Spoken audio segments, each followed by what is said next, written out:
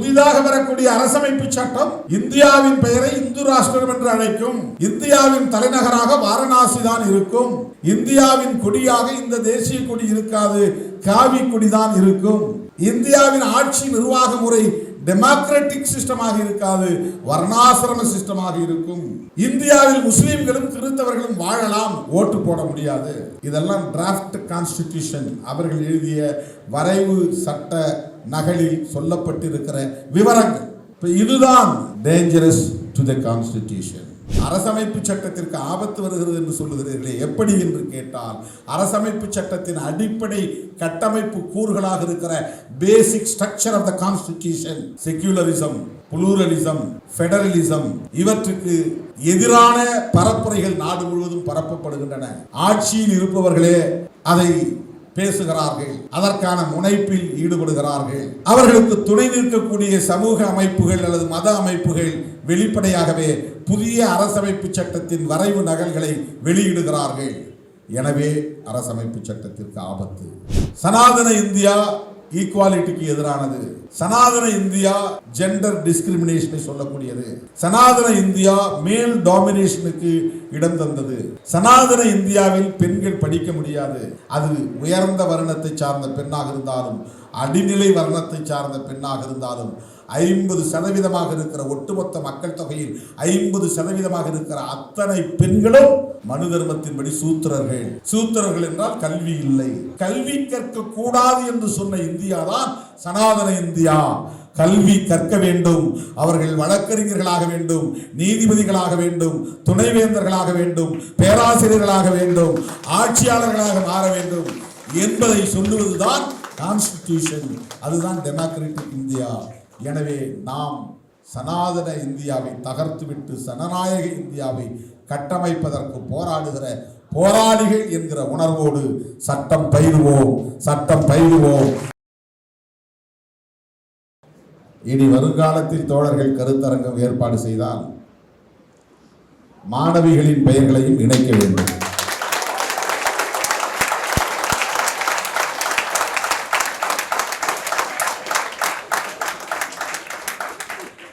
இவ்வளவு பேரை படித்தேன், எங்காவது ஒரு மாணவியின் பெயர் வரும் என்று பார்த்தேன், வரவில்லை. ஆனால் தோழர்கள் வந்திருக்கிறார்கள்.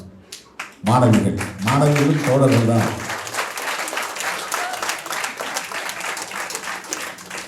வரவேற்புரையில் அல்லது முன்னிலையில் அல்லது கருத்துரை வழங்கக்கூடிய இடத்தில் அவர்களையும் பேச வைக்க வேண்டும், பங்கேற்க வைக்க வேண்டும்.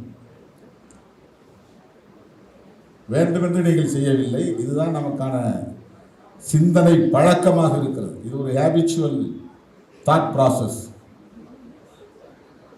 திங்கிங்லேயே நமக்கு அப்படி ஒரு ஹேபிட் டெவலப் ஆயிருக்கு. நம்ம எப்பவுமே பெண்களை மனசில் வச்சுக்கிட்டு எந்த வேலை திட்டத்தையும் தொடங்கிறது கிடையாது. ஏன்னா அவங்க கேட்டுக்குவாங்க, சொன்னால் அவங்க கிளைம் பண்ண மாட்டாங்க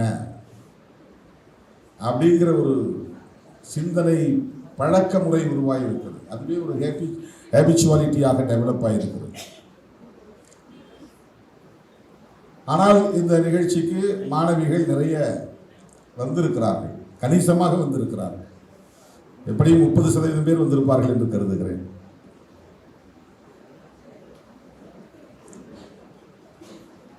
இது ஒரு வேண்டுகோள் தான். இவ்வளவு சிறப்பான ஏற்பாட்டை நீங்கள் செய்திருப்பதை எண்ணி நான் ஐயா அவர்களைப் போலவே பெருமைப்படைகிறேன், வியப்படைகிறேன், பாராட்டுகிறேன். இந்த நீதியரசர் சொன்னார், ஏதோ தம்பிங்க நடத்துகிறாங்க, கொஞ்சம் பேர் வருவாங்க அப்படின்னு நினச்சி நான் வந்தேன். ஒரு 20-30 பேர் வருவாங்கன்னு நினச்சி வந்தேன். இங்கே வந்தால் 200-300 பேர் உட்கார்ந்துருக்கிறீங்க என்று மிகுந்த மகிழ்ச்சியை வெளிப்படுத்தினார். யாருடைய வழிகாட்டுதலும் இல்லாமல், எந்த ஒத்துழைப்பும் இல்லாமலே மாணவ செல்வங்கள் தங்களுடைய தனிப்பட்ட முயற்சியில் இவ்வளவு பேரை ஒருங்கிணைத்திருப்பது, ஒரு கருத்தரங்க நிகழ்வை நடத்துவது உள்ளபடியே பாராட்டுதலுக்குரியது. மனமாற பாராட்டுகிறேன், வாழ்த்துகிறேன்.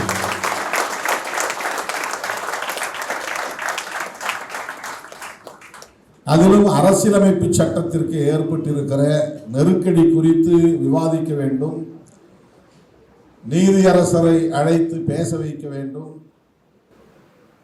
என்ற முடிவு என்பது இன்னும் சிறப்புக்குரியது. நாம் எத்தனையோ சட்டங்களை படிக்கிறோம், கிரிமினல் லா படிக்கிறோம், சிவில் லா படிக்கிறோம், ரிலீஜியஸ் சம்பந்தமான பர்சனல் லாஸ் தனிச்சட்டங்கள் படிக்கிறோம், ப்ராப்பர்ட்டிஸ் லா படிக்கிறோம், சொத்து சட்டங்கள் படிக்கிறோம், வாரிசு சட்டங்கள் படிக்கிறோம். இப்படி எண்ணற்ற பல சட்டங்கள் நாம் படிக்கிறோம். டாக்ஸேஷன் வரி விதிப்பு சட்டங்கள் படிக்கிறோம். ஆனால் எல்லாவற்றுக்கும் அடிப்படையான சட்டம், தலையாய சட்டம், முதன்மையான சட்டம், கொள்கை சார் சட்டம் கான்ஸ்டிடியூஷன் என்பதுதான். ஆகவே அது குறித்து ஒரு கருத்தரங்கை நடத்த வேண்டும். நீதியரசர் போன்ற சான்றோர் பெருமக்களை, சட்ட வல்லுநர்களை அழைத்து பேச வைக்க வேண்டும் என்று சிந்தித்ததும், அதன் அடிப்படையில் நீங்கள் செயல்பட்டிருப்பதும், நீங்கள் சரியான திசை வழியில் இயங்கிக் கொண்டிருக்கிறீர்கள், நல்ல ஆளுமையாக வளர்ந்து கொண்டிருக்கிறீர்கள் என்பதை இது உணர்த்துகிறது. ஆகவே அதற்காகவும் நான் உங்களை பாராட்ட கடமைப்பட்டிருக்கிறேன். நான் பல மேடைகளில் பேசியதை இங்கே மறுபடியும் பதிவு செய்ய விரும்புகிறேன். கான்ஸ்டிடியூஷன் ஆஃப் இந்தியா என்றுதான் நாம் அதை அழைக்கிறோம். சட்டம் என்பதை வெவ்வேறு சொற்களில் அழைக்கிறோம். லா என்கிறோம், LAW, கோட், COD, கோட் என்று அழைக்கிறோம். ஆக்ட், ACT, ஆக்ட் என்று அழைக்கிறோம். Family law, criminal law, Indian penal code, industrial dispute act. சட்டத்தை இந்த 3 சொற்களில் நாம் பயன்படுத்துகிறோம். கான்ஸ்டிடியூஷன் என்பதற்கு இந்த சொற்கள் எதுவுமே இல்லை. கான்ஸ்டிடியூஷனல் லா என்றா சொல்லுகிறோம்? இல்லை. கான்ஸ்டிடியூஷனல் கோட் என்று சொல்லுகிறோமா? இல்லை. கான்ஸ்டிடியூஷனல் ஆக்ட் என்று சொல்லுகிறோமா? இல்லை. கான்ஸ்டிடியூஷன் ஆஃப் இந்தியா என்று சொல்கிறோம். இந்த டேர்ம்ஸ், இந்த வார்த்தைகளுக்கு நேரடியான மொழிபெயர்ப்பு இந்தியாவை கட்டமைத்தல் என்றுதான் பொருள். இந்தியாவை கட்டமைத்தல் என்றுதான் பொருள். இதற்கு எந்த இடத்திலும் சட்டம் என்பதற்கான சொல்லாடல் இல்லை. ஏன் என்றால், இது இந்தியாவை கட்டமைப்பதற்கான கொள்கையை பேசுகிறது. அதுதான் முக்கியமான. அந்த கொள்கை அடிப்படையிலான வரையறைகளை அது முன்வைக்கிறது.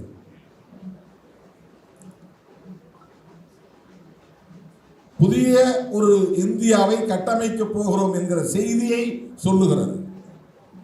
We are going to constitute a new India based on these structures. இந்த மாதிரியான கட்டமைப்புகளை வைத்து ஒரு புதிய இந்தியாவை உருவாக்க போகிறோம் என்பது அதில் சொல்லப்படுகிற செய்தி. மிகவும் நுட்பமாக நீங்கள் கவனத்தில் கொள்ள வேண்டிய செய்தி அதுதான். நான் அடிக்கடி சொல்லுவேன், கான்ஸ்டிடியூஷன் என்பது a manifesto of modern India. Manifesto என்றால் ஒரு கொள்கை பிரகடனம், கொள்கை அறிக்கை. அப்படி எங்கே இருக்கிறது கான்ஸ்டிடியூஷன் ஆஃப் இந்தியாவிலே என்று சொன்னால், கான்ஸ்டிடியூஷன் தொடங்கும் போதே பிரியாம்பிள் இருந்து தொடங்குகிறது. புத்தகங்களில் ப்ரிஃபேஸ் பார்ப்போம், தமிழில் முன்னுரைன்னு பார்ப்போம். கான்ஸ்டிடியூஷனில் பிரியாம்பிள் என்று தொடங்குகிறது. அதுதான் முகப்புரை. மற்ற சட்டங்களில் எல்லாம் செக்ஷன்ஸ் இருக்கும், சப்செக்ஷன்ஸ் இருக்கும், கிளாஸ் இருக்கும், சப் கிளாஸ் இருக்கும்.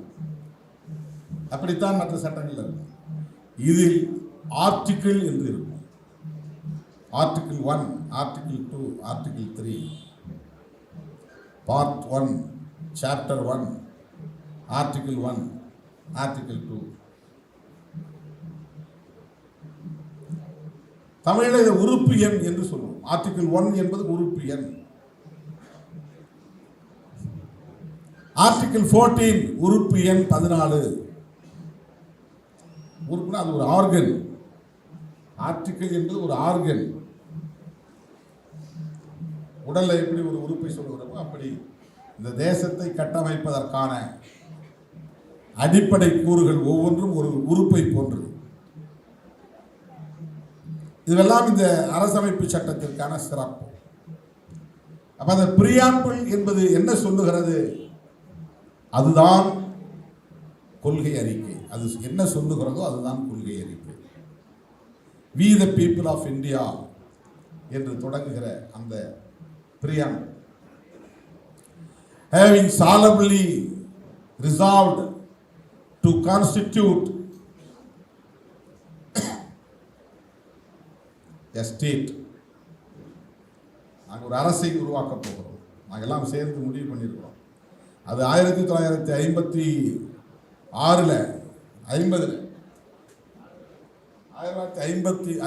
வந்து நடைமுறைக்கு வந்தது. இந்த பிரியாம்பிள்ல வந்து சொல்றதுக்காக எடுக்கிறோம். அப்போ இன்னைக்கு இருக்கக்கூடிய நம்மை சேர்த்து தான் அந்த வார்த்தை குறிக்கிறது. We the people of India என்பது. இந்த சட்டம் நடைமுறைக்கு வந்த காலத்தில் பறக்காத நம்மையும் இணைத்து சேர்த்து எழுதப்பட்ட பிரியாம்பிள். அதுல we the people of India.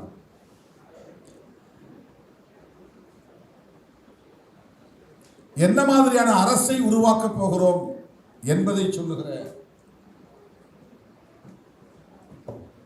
அந்த குறிப்பு தான் மிக முக்கியமானது. சட்டம் பயிலக்கூடிய ஒவ்வொருவரும் கட்டாயம் படிக்க வேண்டிய ஒன்று, மனப்பாடம் செய்ய வேண்டிய ஒன்று, எந்நேரமும் அதை பற்றி கேட்டால் விளக்கம் சொல்லக்கூடிய அளவுக்கு அதிலே தெளிவு பெற வேண்டிய ஒன்று, தெளிவு பெற்றிருக்க வேண்டிய ஒன்று. ஒரு வழக்குரைஞர் என்றால் அந்த வழக்குரைஞர் எந்த சட்டத்தில் அவர் பெரிய வல்லுநராக மாறினாலும் அரசமைப்பு சட்டத்தின் பிரியாம்பிள் தெரிந்திருக்க வேண்டும். அது ரொம்ப முக்கியமானது. We the people of India having solemnly resolved to constitute India, இந்தியாவை கட்டமைக்க போகிறோம், கட்டமைப்பதாக முடிவெடுத்திருக்கிறோம், into a sovereign socialist secular democratic republic. Sovereign socialist secular democratic republic. Republic என்றாலே குடியரசு தான், அதோடு நிறுத்திருக்கலாம். பப்ளிக்னா பொதுமக்கள், ரிபப்ளிக்னா மீண்டும் மக்கள் என்றுதான் பொருள். அரசு ஒரு காலத்தில் வந்து மக்கள்கிட்ட இருந்துச்சு, அப்புறம் மன்னர்கள்ட்ட போச்சு, மறுபடியும் மக்கள்கிட்ட வருது. அதான் ரிபப்ளிக். ரிபப்ளிக் குடியரசு. அரசு என்பது தனிநபர்களின் கைகளில் இருந்தது, தனியார் சொத்தாக இருந்தது. ஒரு காலத்தில் அரசு என்பது தனியார் சொத்தாக இருந்தது. அதான் மன்னராட்சி முறை.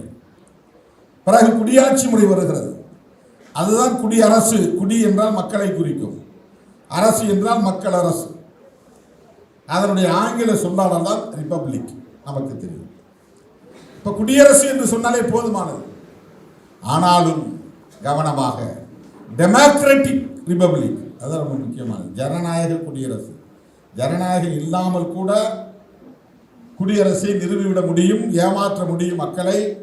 மக்களின் பெயரால் ஒரு மன்னராட்சி முறையை கொண்டு வர முடியும், ஏமாற்றிக் கொண்டிருக்க முடியும் என்பதை உணர்ந்ததால் ரிபப்ளிக் என்பதற்கு முன்னால் டெமோக்ராட்டிக் என்பது இணைக்கப்படுகிறது. இது நடைமுறைக்கு வந்தபோது 1950 ஜனவரி 26 நடைமுறைக்கு வந்தபோது 3 சொற்கள் தான் அதன் முன்னால் இருந்தது. Sovereign democratic republic. Indira Gandhi அம்மையார் ஆட்சி காலத்தில் அவர் அமெண்ட்மெண்ட் கொண்டு வந்து 2 சொற்களை இணைக்கிறார். அந்த 2 சொற்கள் தான் சோசலிஸ்ட், செக்யூலர் என்பது. இது புதிதாக இதற்குள்ளே வரவில்லை. இந்த சட்டத்தின் தன்மையே சோசலிஸ்ட் தான், இந்த சட்டத்தின் தன்மையே செக்யூலர் தான். ஆனால் பிரியாம்பிளில் அது வெளிப்படையாக இல்லை. மதம் சார்ந்த அரசு உருவாக்கக்கூடியதாக கான்ஸ்டிடியூஷன் இல்லை. ஆகவே அதை பிரியாம்பிளில் இணைக்க வேண்டும். ஏன்னா இதுதான் மேனிஃபெஸ்டோ. இந்திரா காந்தி அம்மையாருடைய காலத்திலே அமெண்ட்மெண்ட் கொண்டு வந்து இணைக்கப்பட்ட 2 சொற்கள் சாவரின் என்பது ஏற்கனவே இருந்தது, டெமோக்ராட்டிக் என்பது 1950 ஜனவரி 26 இருந்தது, ரிபப்ளிக் என்பது 1950 இருந்தது. அதன் பிறகு இந்திரா காந்தி காலத்தில் அது அமெண்ட்மெண்ட் திருத்தம் செய்யப்பட்டு இணைக்கப்பட்டதுதான் சோசலிஸ்ட் செக்யூலர். சாவரின் இறையாண்மையுள்ள, சோசலிஸ்ட் சமதர்மம் உள்ள, செக்யூலர் மதசார்பற்ற, டெமோக்ராட்டிக் ஜனநாயக, ரிபப்ளிக் குடியரசு. இறையாண்மையுள்ள என்றால் அந்நிய தலையீடு இல்லாத, ஏகாதிபத்திய தலையீடு இல்லாத, சுயமாக ஆட்சி செய்யக்கூடிய வலிமை பெற்ற ஒரு அரசு. சாவரின் தன்னைத்தானே ஆண்டு கொள்ளுகிற, இறை என்றால் அரசு, ஆண்மை என்றால் மாஸ்குலைன் என்று பொருள் அல்ல, ஆண்மை என்றால் ஆளுமை என்று பொருள், ரூலிங் என்று பொருள். ஆண்மை என்றால் ஆண்களுக்குரிய பண்பு என்று பொருள் கிடையாது. பெண்களுக்கும் ஆளுமை உண்டு. ஆளுமை என்பதுதான் ஆண்மை என்றாகிறது, பேணுமை என்பதுதான் பெண்மை என்றாகிறது. ஆணுக்குள்ளும் பெண்மை உண்டு, பெண்ணுக்குள்ளும் ஆண்மை உண்டு. ஆளுமை உள்ளவர்கள் பெண்கள், அதனால் பெண்களுக்குள்ளும் ஆண்மை உண்டு. ஆளுமை என்பது மேனேஜிங், ரூலிங், the capacity, அந்த பர்சனாலிட்டியை குறிக்கக்கூடிய சொல். ஆளுமை என்பது பர்சனாலிட்டியை குறிக்கக்கூடிய சொல். இறையாண்மை என்றால், இறை என்றால் அரசு, ஆண்மை என்றால் அரசாண்மை என்று பொருள். தன்னைத்தானே ஆண்டு கொள்ளக்கூடிய ஒரு ஆளுமையை ஒரு தேசம் கொண்டிருக்கிறது என்று பொருள். அப்படிப்பட்ட ஒரு அரசை நாங்கள் உருவாக்குகிறோம் என்று பொருள். யாரையும் டிபெண்ட் பண்ணி சார்ந்திருக்க வேண்டிய தேவை இல்லை என்று பொருள். இண்டிபெண்டன்சி என்பதை குறிப்பது. ஆகவே இந்த பிரியாம்பிள் என்ன சொல்லுகிறது என்றால், நாங்கள் ஒரு இந்தியாவை கட்டமைக்க போகிறோம், அது இப்படிப்பட்ட ஒரு அரசை கொண்டதாக இருக்கும். Sovereign, socialist, secular, democratic, republic. இது இதற்காக அமைக்கிறோம். And to secure to all it's citizens. இந்தியாவில் இருக்கிற எல்லா குடிமக்களையும் பாதுகாப்பதற்கு, குடிமக்களுடைய பாதுகாப்பை, அதை பின்னாலே எழுதுகிறார்கள். எதை பாதுகாக்க போகிறோம்? ஜஸ்டிஸ். ஜஸ்டிஸ்ங்கிறது வந்து 3 வகைப்படுகிறது. Social justice, economic justice and political justice. மேனிஃபெஸ்டோவில் வருது. நம்ம அதிகமாக சோஷியல் ஜஸ்டிஸ் பற்றி தான் பேசுகிறோம். எக்கனாமிக் ஜஸ்டிஸ் பற்றி பேசுறதில்ல, பொலிட்டிக்கல் ஜஸ்டிஸ் பற்றி பேசுறதில்ல. ஏன்னா சோஷியல் ஜஸ்டிஸ் உருவானால் எக்கனாமிக் ஜஸ்டிஸ், பொலிட்டிக்கல் ஜஸ்டிஸ் என்பது மிக இலகுவானது, இயல்பானது. அதை சாதித்து விட முடியும்.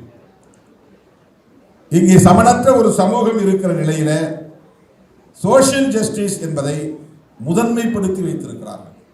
Political justice, economical justice and social justice என்று வைக்கவில்லை. Social justice, economic justice, political justice. Liberty நீங்கள் படித்திருப்பீர்கள். Liberty of thought, expression, belief, faith and worship. கடவுள் மேல வைக்கிறது பிலீஃப், நண்பன் மேல வைக்கிறது ஃபெய்த்.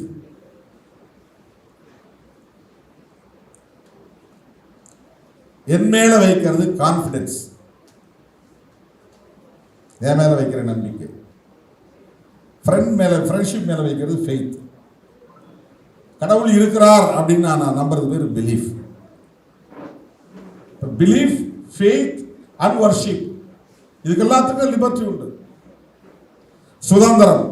நீ இந்த கடவுளை தான் கும்பிடணும், இந்த மதத்தில் தான் இருக்கணும், இந்த கலாச்சாரத்தை தான் பின்பற்றணும், இந்த உணவை தான் சாப்பிடணும், மாட்டுக்கறி தின்னக்கூடாது, வெஜிடேரியன் தான் சாப்பிடணும், அப்படிலாம் யாரையும் சொல்லக்கூடாது. எல்லோருக்கும் அந்த சுதந்திரம் உண்டு, லிபர்ட்டி. ஈக்குவாலிட்டி, இதுதான் ரொம்ப முக்கியமானது. ஈக்குவாலிட்டி என்றால் என்ன? சமத்துவம். சமத்துவம் என்பது என்ன? எல்லோருக்கும் ஒரே மாதிரி வீடு, ஒரே மாதிரி காரு, ஒரே மாதிரி உடை, எல்லோருக்கும் ஒரே மாதிரி உணவு என்பதா சமத்துவம்? எல்லோருக்கும் ஒரே மாதிரி வாட்ச், அதுவா சமத்துவம்? சமத்துவம் என்பது equality of status and of opportunity. ஸ்டேட்டஸ்ங்கிறது எப்படி ஒருத்தரை நாம மதிக்கிறோம் என்பது, நடத்துகிறோம் என்பது. அவங்களுக்கு என்ன மாதிரியான ஸ்டேட்டஸை கொடுக்குறோம்? கீழ்மைப்படுத்தக்கூடாது. சாதியின் பெயரால், மதத்தின் பெயரால், பாலினத்தின் பெயரால். பெண்கள்லாம் இப்படி ஓரமாக போங்க, தலித்துகள்லாம் அந்த பக்கமாக உட்காருங்க. டிஸ்கிரிமினேஷன் கூடாது. Equality of status and of opportunity, வாய்ப்பை எல்லாருக்குமா சமமாக கொடுக்கணும். அதுதான் ஈக்குவாலிட்டிங்கிறது. ரெண்டு இடத்துல தான் ரொம்ப முக்கியமானது. ஈக்குவாலிட்டி, சமத்துவம். சமத்துவம் நாம் பேசுகிறோம் இல்லையா? சமத்துவம்னா எங்கே, எந்த இடத்துல சமத்துவம்? எப்படி சமத்துவம்? எல்லாரும் ஒரே வயதாக பிறக்க முடியாது, ஒரே வயதில் இருக்க முடியாது, எல்லாரும் ஒரே உயரத்தில் இருக்க முடியாது, எல்லாரும் ஒரே கலரில் இருக்க முடியாது. கருப்பு இருந்தால் வெள்ளை இருக்கும், குட்டை இருந்தால் நெட்டை இருக்கும், பகல் இருந்தால் இரவு இருக்கும், இனிப்பு இருந்தால் கசப்பு இருக்கும். இதெல்லாம் நேச்சுரல் ஃபினாமினா. இதை யாராலும் சமத்துவப்படுத்த முடியாது. மனித குலத்தில் equality of status and of opportunity, அதுதான் ரொம்ப முக்கியம். And to promote among them all fraternity. ஃப்ரெட்டர்னிட்டினா சகோதரத்துவம்.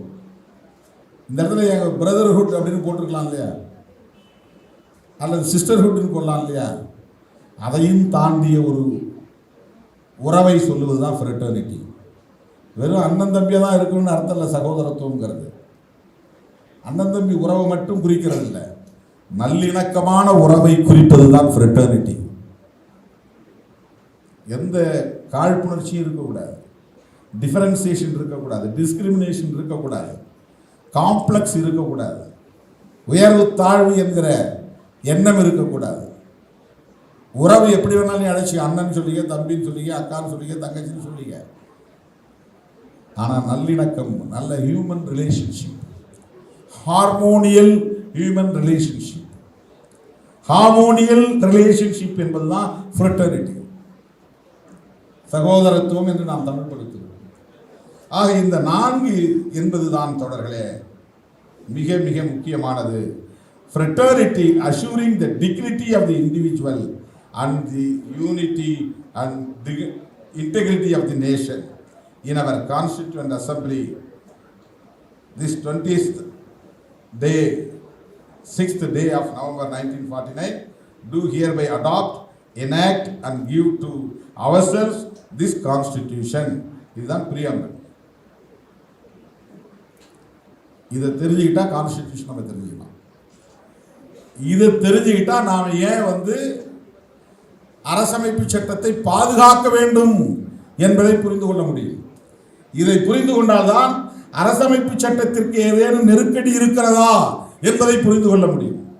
இதை புரிந்து கொண்டால்தான் அரசமைப்பு சட்டத்திற்கு ஏதேனும் ஆபத்து இருக்கிறதா என்பதை புரிந்து கொள்ள முடியும். இப்போ இதெல்லாம் நீங்க பார்க்கலன்னா, நான் கான்ஸ்டிடியூஷனுக்கு ஆபத்து இருக்குன்னு மொட்டையா சொல்லும் போது உங்களால் அதை உள்வாங்க முடியாது. நீங்க லிசன் பண்ணாலும் அதை வந்து உள்வாங்கிக்க முடியாது, புரிஞ்சிக்க முடியாது. You should know what it is இந்த பிரியாம்பல். இதை பாதுகாப்பதுதான் அரசமைப்பு சட்டத்தை பாதுகாப்பது என்று பொருள். இந்த புத்தகத்தை பாதுகாக்கிறது அர்த்தம் கிடையாது. இந்த புத்தகத்துக்கு ஒன்றும் தனிப்பட்ட முறையில் யாரும் கிழிச்சு போட்டு போறதில்லை, அதை எரிச்சு போறதில்லை, அது அர்த்தம் இல்லை. அரசமைப்பு சட்டத்தை பாதுகாக்கிறோம்னா ப்ரொடெக்ஷன் ஆஃப் பிரியாம்பிள், பிரியாம்பிளில் என்ன சொல்லப்பட்டிருக்கிறதோ அதை பாதுகாக்க வேண்டும். அதற்கு எங்கிருந்து ஆபத்து வருகிறது, யாரிடமிருந்து ஆபத்து வருகிறது, எந்த வகையில் ஆபத்து வருகிறது என்பதை புரிந்து கொள்ள முடியும். இல்லை என்றால் புரிந்து கொள்ள முடியாது. இப்ப கான்ஸ்டிடியூஷன் என்பது ஒரு தேசம், அந்த தேசத்தை நிர்வகிப்பதற்கான ஒரு அரசு, அந்த அரசு எத்தகையதாக இருக்கிறது என்பதை பற்றிய விவரங்களை கொண்டது, அந்த தேசம் எந்த திசை வழியில் பயணிக்கக்கூடியது என்பதை விவரிக்கக்கூடியது, அதுதான் கான்ஸ்டிடியூஷன். அரசு என்பது ஒரு அருவமானது. நம்ம வந்து அரசு இதுதான் அரசுன்னு சொல்ல முடியாது, ஆனால் அரசனுடைய அங்கங்களை சொல்ல முடியும். எக்ஸிக்யூட்டிவ் நிர்வாக துறை, ஜுடிஷியரி நீதித்துறை, லெஜிஸ்லேச்சர் சட்டத்துறை, அரசினுடைய அங்கங்கள், அதான் அரசாங்கம். அரசாங்கம்ங்கிற சொல்ல அரசு கூட்டல் அங்கம் தான் பிரிக்கணும். அரசாங்கம்ங்கிறது இந்த மூன்று தான் முக்கியமானது.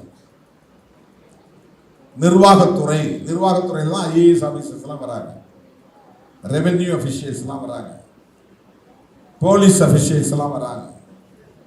இவங்கெல்லாம் வந்து இயற்றப்பட்ட சட்டத்தை நடைமுறைப்படுத்தக்கூடியவர்கள், நிர்வாகம் செய்யக்கூடியவர்கள், இம்ப்ளிமெண்டேஷன் அத்தாரிட்டிஸ்,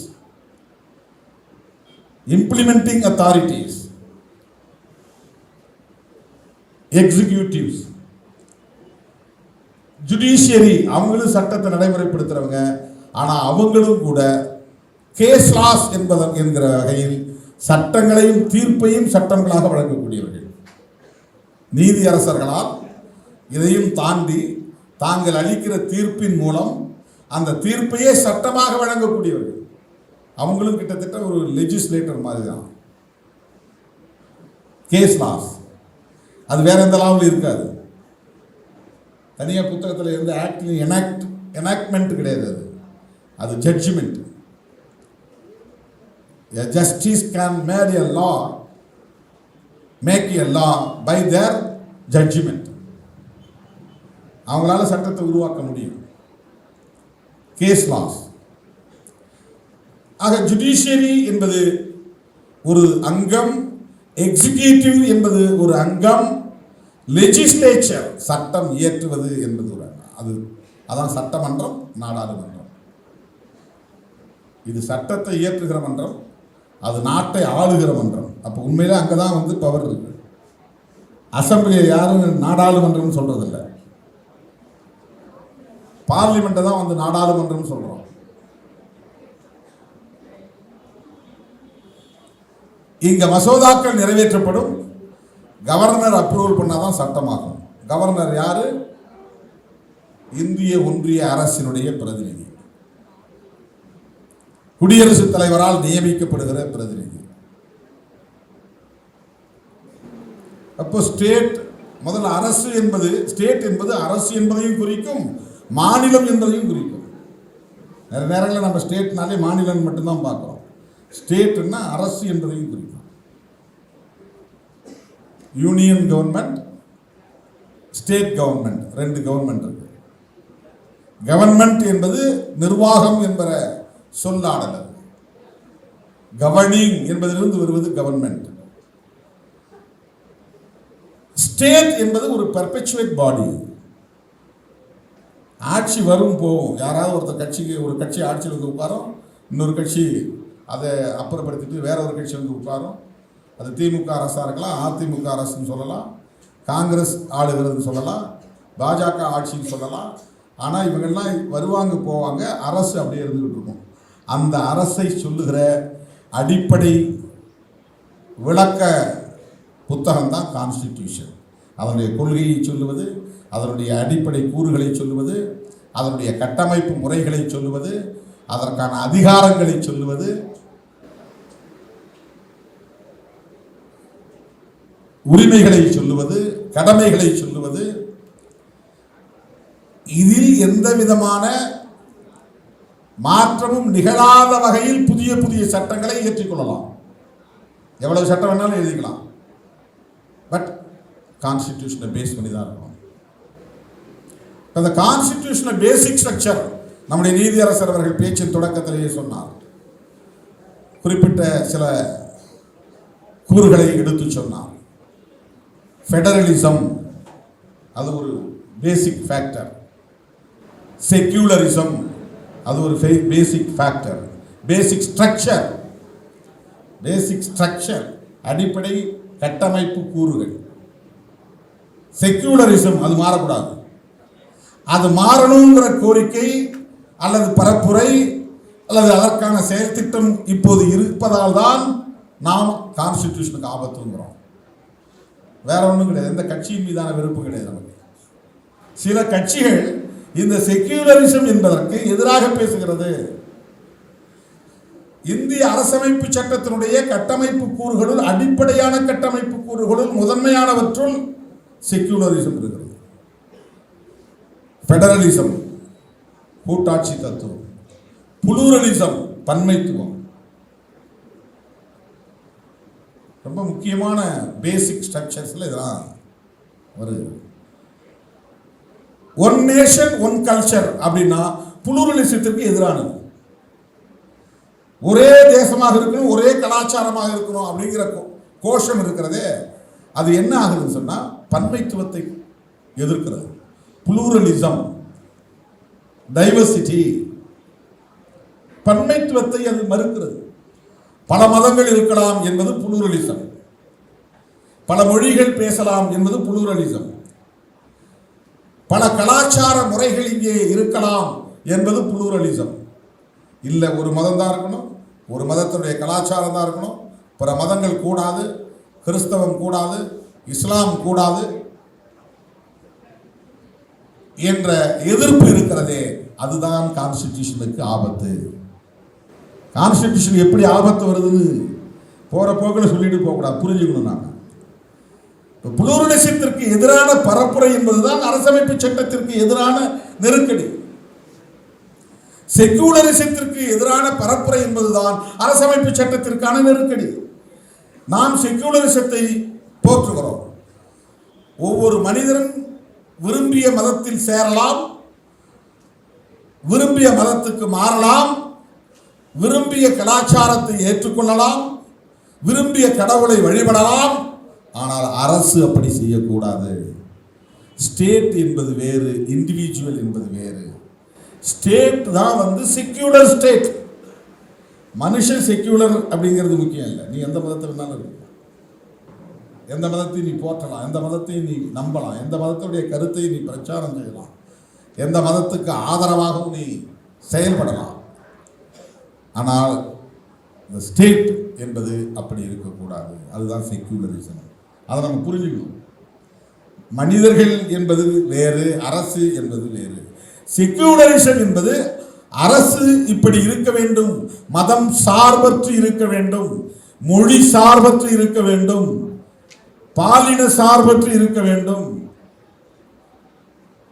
ஆண்களுக்கு மட்டுமே இந்த அரசு அப்படின்னா கூட அது ஒரு சார்பு தான்.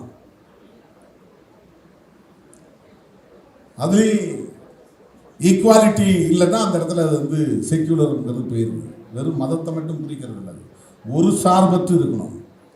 அதில் மத சார்பற்று இருக்கணுங்கிறது தான் உலகம் முழுக்க இருக்கக்கூடிய முக்கியமான கருத்து. அப்போ இன்னைக்கு என்ன பிரச்சாரம் செய்யப்படுதுன்னா, ஒன் நேஷன் ஒன் ரிலீஜன், ஒரே மதமாக இருக்கணும். அரசாங்கமே மதம் சார்ந்த அரசாங்கமாக இருக்க வேண்டும் டிக்ளேர் பண்ணுவோம். ஒரு சில குழுக்கள் புதிய கான்ஸ்டிடியூஷனை வெளியிடுறான். வாரணாசியில் வெளியிட்டான் அண்மையில் ஒரு 4 மாதத்துக்கு முன்னால் ஒரு டீம். அந்த கான்ஸ்டிடியூஷனில் 32 பக்கம் டிராஃப்ட் நகல் வரைவு அறிக்கை.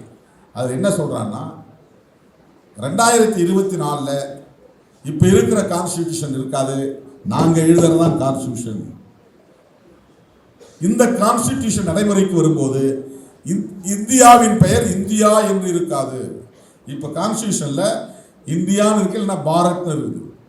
அவன் தான் இது ரெண்டுமே எனக்கு வேண்டாம், வேற என்ன வேணும், இந்து ராஷ்டிரா அப்படிங்கிறான். இந்து ராஷ்டிரா என்றால் இந்துக்களின் தேசம், இந்து தேசம், இந்துஸ்தான். இது கூடாது என்பதுதான் கான்ஸ்டிடியூஷனுடைய அடிப்படையான கூறு, பேசிக் ஸ்ட்ரக்சர். தான் அதுல கை வைக்கிறான். அதனால தான் நாம் சொல்றோம் கான்ஸ்டிடியூஷனுக்கு ஆபத்து. புதிதாக வரக்கூடிய அரசமைப்பு சட்டம் இந்தியாவின் பெயரை இந்து ராஷ்டிரம் என்று அழைக்கும். இந்தியாவின் தலைநகராக வாரணாசி தான் இருக்கும். இந்தியாவின் கொடியாக இந்த தேசிய கொடி இருக்காது, காவி கொடி தான் இருக்கும். இந்தியாவின் ஆட்சி நிர்வாக முறை டெமோக்ராட்டிக் சிஸ்டமாக இருக்காது, வர்ணாசிரம சிஸ்டமாக இருக்கும். இந்தியாவில் முஸ்லிம்களும் கிறிஸ்தவர்களும் வாழலாம், ஓட்டு போட முடியாது. இதெல்லாம் டிராஃப்ட் கான்ஸ்டிடியூஷன், அவர்கள் எழுதிய வரைவு சட்ட நகலில் சொல்லப்பட்டிருக்கிற விவரங்கள். இதுதான் டேஞ்சரஸ் டு த கான்ஸ்டிடியூஷன். அரசமைப்பு சட்டத்திற்கு எங்கிருந்து பேராபத்து வருகிறது என்றால் இந்த கருத்து மோதல்களில் இருந்துதான், பரப்புரைகளில் இருந்துதான் வருகிறது. செக்குலரிசத்திற்கு எதிரான கருத்துக்களை பேசுகிறார்கள், புளூரலிசத்திற்கு எதிரான கருத்துக்களை பேசுகிறார்கள், பெடரலிசம் என்கிற கூட்டாட்சி தத்துவத்திற்கு எதிராகவும் கருத்துக்களை பேசுகிறார்கள். மாநில உரிமைகளை ஏற்றுக்கொள்வதில்லை. Strong union government, central government, அதிகாரம்லாம் அங்கதான் இருக்கணும், மாநில அரசுக்கு அதிகாரம் கிடையாது. நீ மசோதாவை நிறைவேற்றி அனுப்பு, நான் விரும்பினாதானே உனக்கு சட்டமாகும், நான் கையெழுத்து போட்டதானே சட்டமாகும். நீ என்ன காலேஜ் மெடிக்கல் காலேஜ் கட்டி நீயே உன் பிள்ளைகளை படிக்க வச்சுக்கா? இல்லை, நான் சட்டம் போடுறேன். நீட், ஆல் இண்டியா லெவலில் நீட் எக்ஸாம் எழுது, நான் செலெக்ஷன் பண்ணுறேன். வட இந்தியாவிலிருந்து தமிழ்நாட்டுக்கு படிக்க வருவாங்க, நேஷனலைஸ் பண்ணுறான். மெடிக்கல் காலேஜ் எல்லாம் நேஷனலைஸ் பண்ணுறான். இந்தியா முழுக்க யார் வேணாலும் தமிழ்நாட்டில் இருக்கிற கல்லூரியில் படிக்கலாம். நீட் எக்ஸாம் மாநில அரசாங்கத்தினுடைய உரிமைகளை நசுக்குவது, மொழி உரிமைகளை நசுக்குவது. உன் தாய்மொழி இந்தியாவுடைய ஆட்சி மொழியாக இருக்க முடியாது. என்னுடைய தாய்மொழி, பெரும்பான்மை மக்கள் பேசுகிற தாய்மொழி இந்தியாவுக்கே ஆட்சி மொழியாக இருக்கணும், நீயும் இந்தி கற்றுக்கோ. இது பெடரலிசத்திற்கு எதிரானது, கூட்டாட்சி தத்துவத்திற்கு எதிரானது. கல்விக் கொள்கையை நீ தீர்மானிக்க முடியாது, நான் தீர்மானிப்பேன். நேஷனல் எஜுகேஷன் பாலிசி நான் உருவாக்குறேன், அதன்படி நீ சிலபஸை உருவாக்கு, அதன்படி அங்கே சான்ஸ்கிரிட் சொல்லிக் கொடு, அதன்படி அவர்களுக்கு ஹிந்தி கற்றுக் கொடு, வேற என்ன ஓ மொழியை சேர்த்து கற்றுக்கோ. 3 மொழி திட்டமாக இருக்கட்டும் பிள்ளைங்களுக்கு. 8ஆவதுல பப்ளிக் எக்ஸாம், 9ஆவதுல பப்ளிக் எக்ஸாம், 10ஆவதுல பப்ளிக் எக்ஸாம், 11, 12 மட்டும் இல்லை, 5ஆவதுலேருந்தே தொடங்கும் entrance exam. National education policy இது பெடரலிசத்திற்கு எதிரானது.